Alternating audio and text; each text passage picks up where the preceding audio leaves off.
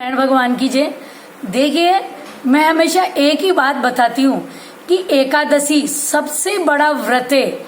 आप शास्त्रों में पढ़कर देखिए, अगर इस दिन आप और कुछ भी नहीं कर सकते हो तो कम से कम एकादशी की कहानी तो सुन ही सकते हो। इससे भी प्रत्येक एकादशी की अगर आप कहानी सुनोगे तो धीरे धीरे पुण्य इकट्ठा होता जाएगा और प्रत्येक एकादशी की कहानी का भी मालूम चल जाएगा कि इस महीने में कौन सी एकादशी है। तो इस महीने के अंदर पापाकुंशा एकादशी है।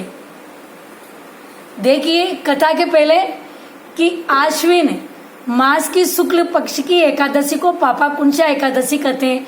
ये एकादशी पाप रूपी हाथी को मावत रूपी अंकुश से भेदने के कारण पापाकुंशा एकादशी कहलाती है। इतने मतलब इस एकादशी से सारे पाप नष्ट हो जाते हैं। इस दिन भगवान विष्णु की पूजा करनी चाहिए, ब्राह्मणों को भोजन कराकर दक्षिणा देकर विदा करना चाहिए। इस एकादशी का व्रत रखने से समस्त पापों का नाश होता है। अब इसकी कथा, पापाकुंशा एकादशी की कथा देखिए। विंध्याचल पर्वत पर एक महाक्रूर बहेलिया रहता था जिसका कर्म के अनुसार नाम भी क्रोधन था। उसने अपना समस्त जीवन हिंसा, लूटपाट, मिथ्या भाषण तथा शराब पीने व वेश्यागमन में ही बिता दिया।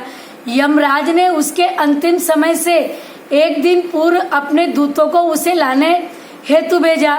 दूतों ने क्रोधन को बताया कि कल तुम्हारा अंतिम समय है, हम तुम्हें लेने आए हैं। मृत्यु के डर से क्रोधन अंगिरा ऋषि के आश्रम में पहुंचा। उन्होंने ऋषि से अपनी रक्षा हेतु बहुत अनुनय विनय पूर्वक प्रार्थना की। ऋषि को उस पर दया आ गई। उन्होंने उससे आश्विन शुक्ल की एकादशी का व्रत तथा भगवान विष्णु के पूजन का विधान बताया। संयोग से उस दिन एकादशी ही थी। क्रोधन ने ऋषि द्वारा बताए अनुसार एकादशी का विधिवत व्रत एवं पूजन किया। भगवान की कृपा से वह विष्णु लोक को गया। उधर यमदूत हाथ मलते ही रह गए। देखिए भक्तों, कितनी बड़ी बात है कि एक व्रत करने से इतना बड़ा पुण्य मिलता है। तो अगर थोड़ी सी कथा सुन लेते हैं तो हमारे पुण्य भी बढ़ते जाएंगे, पाप नष्ट होते जाते हैं और हमें मालूम भी रहता है कि कौन सी एकादशी है। श्री लक्ष्मी नारायण भगवान की जय।